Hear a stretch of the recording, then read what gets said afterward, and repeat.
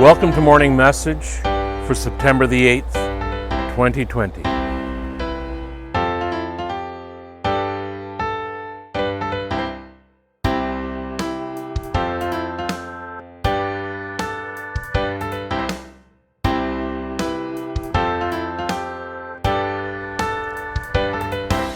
Since the pandemic hit, and last March when we were asked to kind of isolate, my morning routine changed a little bit.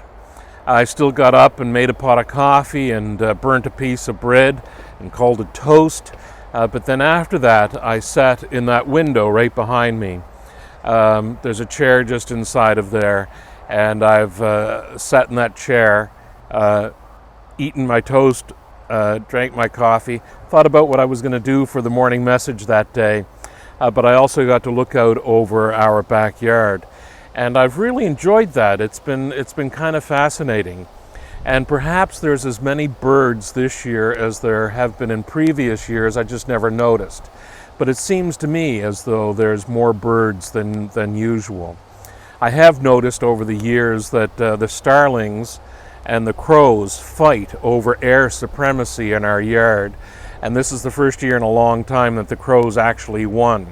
There's not so many starlings in our yard as because this year the crows have that supremacy. Well, there's a number of other birds. I think there's some finches and flycatchers and sparrows, and of course robins and blue jays and that sort of thing. Yesterday morning I was sitting there eating my toast and drinking my coffee, and there was a bird that I didn't recognize. I hadn't seen it before. It's essentially was black or dark blue with white speckles and blue speckles on it, a little bit smaller than a blue jay. So I got out my Prince Edward Island Birds book and tried to find it in here and couldn't. So maybe it's a bird that's within the Atlantic bubble but not typically on PEI, just decided to come over for the long weekend or something like that. Or maybe I just haven't found it yet in here. There's another book called Birds of Atlantic Canada. If we don't have a copy of it, I might pick it up and start tracking the various kinds of birds that I see in our backyard. It's been really fascinating. The other thing, of course, we have are some small animals. There's feral cats in the neighborhood, which I kind of like because they keep down the mice and the moles. And I've been watching mice and moles in our backyard as well. I haven't seen any of those recently, but I haven't seen the cats either recently. But we have fox, raccoons, and skunks, of course. And this year is the first time I've noticed hares. So we've had a number of hares in the yard as well. I'm quite certain that our neighbors that grow vegetables aren't terribly pleased to see the abundance of hares in the neighborhood. It's been kind of a weird year in terms of that.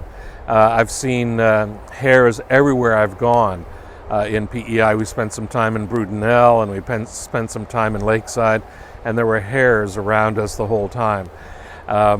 Anyway, the reason I mention that is it's been really a fascinating year in terms of me sitting there in that window every morning and watching the wildlife in my own backyard. God's creation certainly is wonderful. It's awe-inspiring, and it's tremendously diverse as well. And like I said, I'm going to keep a track of the various birds that I see in the backyard from here on. But the reason I wanted to mention that today is that September and the first part of October are the season of creation. A few years ago, some church leaders got together, world church leaders, and have called on their various churches to celebrate a season of creation. And it's a pretty simple concept, and it really has kind of two parts to it. One is to celebrate the beauty, wonder, awe of God's creation. And that's simple, and it comes relatively natural to us. It's a simple sort of thing for us to do. The other aspect of it is to call on us to find ways to help the environment, find ways to help turn things around and to create a sustainable environment for all these birds, for all the little animals, for all the big animals, for our oceans, our waterways, to make it and help it be sustainable for all of God's creatures. That's a little bit more challenging, but it is a significant part of what the season of creation is all about. We've been doing it for several years here at St. Paul's Church. We will continue to do that this year. It usually culminates or ends with a celebration around St. Francis, the Feast of St. Francis, and the blessing of the animals. And we will try to figure out how to do that this year. So my hope and prayer for all of you today is that you will find a way, some way, take a moment at some point today and just take in the beauty, the awe, the wonder of God's creation, and that all of us find some way to partner with others so that we are a part of the solution, a part of the group that help sustain this wonderful creation for all of God's creatures. God bless. Amen.